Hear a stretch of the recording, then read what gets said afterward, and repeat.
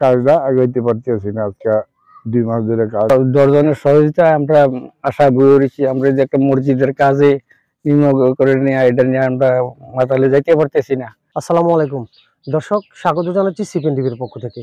দর্শক, আপনারা ইতিমধ্যে জানেন যে আমরা আমাদের সিপিএন টিভির মাধ্যমে প্রতিনিয়ত আপডেট কিছু দেখানোর চেষ্টা করি।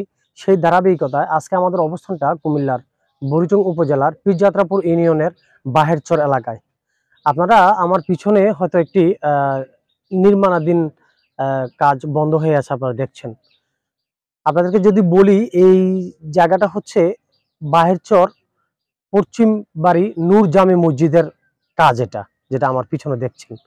এই কাজটা জানুয়ারির 21 তারিখ এই গ্রামের 80 থেকে 100টি পরিবারের মানুষ, যারা মূলত কৃষি কাজ করে জীবিকা নির্বাহ করে, এই পুরো গ্রামের মানুষগুলি কৃষি কাজ করে কিন্তু তাদের ভরণ পোষণ জীবিকা নির্বাহ করে আসছে। তাদের একটা ইচ্ছা শক্তি ছিল যে আসলে এই এলাকার যারা কৃষি কাজ করে তারা মিলে একটি মসজিদ নির্মাণ করবে, যে মসজিদটিতে তারা নামাজ পড়বে এবং দূর দূরান্ত থেকে যারা আসে তারাও নামাজ পড়বে। তার ফাঁকে আরেকটি কথা বলতে চাই, এই গ্রামটা কিন্তু আপনারা জানেন যে বুড়িচং উপজেলার বুরবুরিয়া দিয়ে যে নদী ভাঙ্গন হয়েছিল, এই নদী ভাঙ্গনের যে বুরবুরিয়ার পাশের গ্রামটাই হচ্ছে বাহেরচর গ্রাম। 24-এর এই ভয়াবহ বন্যা আপনারা দেশের অনেক মানুষ দেখেছেন যে এই বুড়িচং এবং ব্রাহ্মণপাড়া এবং দেবিদ্বারবাসী বন্যা কবলিত হওয়ার পরে কয়েক লাখ মানুষ কিন্তু পানিবন্দী হয়েছিল। সেই ধকলটা কাটিয়ে উঠতে কিন্তু তার অনেক সময় লেগেছে, এখনো লাগছে।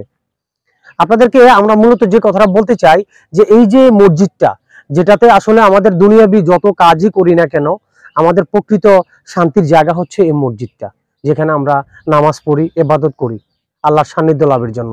আর সেই মসজিদের কাজটাই কিন্তু গত 3 মাস ধরে বন্ধ হয়ে আছে।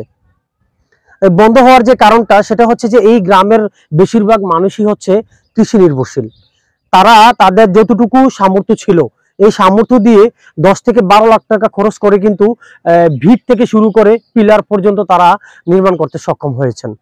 কিন্তু বাকি যে কাজটা, সেই কাজটা অর্থাৎ ছাদের কাজ থেকে শুরু করে প্লাস্টার কাজ সহ অর্থাৎ নামাজ পড়ার পজিশন করার জন্য তাদের এখনো অনেক অর্থের প্রয়োজন।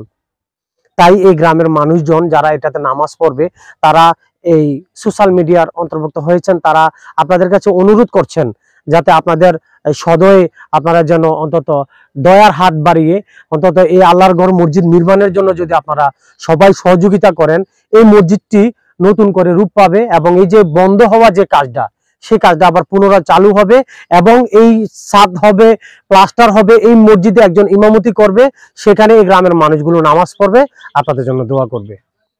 দর্শক, আপনাদের কাছে আরেকটি অনুরোধ আমরা করি, আপনারা যারাই আমাদের এই ভিডিওটা দেখছেন, দয়া করে এখানে নাম্বার দেওয়া আছে, যদি আপনারা সম্ভব হয় এই মসজিদটা আল্লাহর ঘর মসজিদ নির্মাণের জন্য যদি আপনারা স্বেচ্ছায় সহযোগিতা করতে চান, আপনারা এই নাম্বারে যোগাযোগ করতে পারেন। আপনারা যোগাযোগ করলে যে যেখান থেকে যতটুকু সম্ভব চেষ্টা করলে কিন্তু এই মসজিদটা নির্মাণ করা সম্ভব।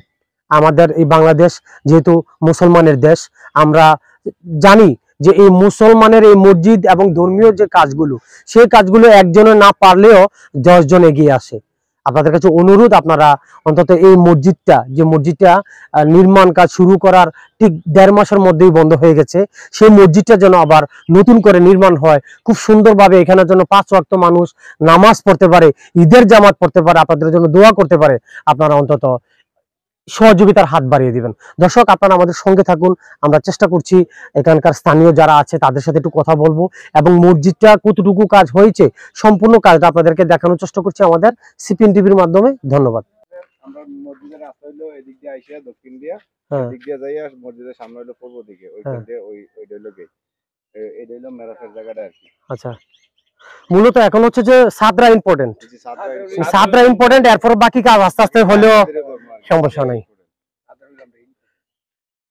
দক্ষিণ দিয়া মসজিদের এদিক দিয়ে মনে করেন যে মাটি একটু ফিলিং করলে এটা আমরা 8 ফুট 10 ফুট রাস্তা হয়ে যাবে এদিক দিয়ে। এর জন্য তো মনে করেন যে গোমতী নদীতে অনেক মানুষ, খালি আমাদের এই গ্রামবাসী না, এলাকাবাসী, এরপরে রাস্তা দিয়ে অনেক দূর দূরান্ত থেকে মানুষ আসে নামাজের জন্য। এই জায়গাটা রাস্তার পাশে যেহেতু, সবার জন্য মুসলিম হিসাবে আমাদের প্রত্যেকের দরকার এটা 5 ওয়াক্ত নামাজ পড়ার জন্য। তো মানুষের যাতে সবাই নামাজ কালাম পড়তে পারে এসে রাস্তার ধারে, যেহেতু আমরা এই জন্য একটু জলদি করতেছি আর কি, মানুষের সহযোগিতা হাত বাড়াইতেছি। মূলত এখন শুধু সাদরা ইম্পর্টেন্ট, সবচেয়ে বেশি সাদরা ইম্পর্টেন্ট। সাদরা হইলে আমরা নামাজের কামটা মুক্তব্য চালু করে দিব আর কি। মসজিদের নূর আমরা এখন 10 থেকে 12 লাখ টাকা দোতলা ফাউন্ডেশন দিয়া কাজটা করছি।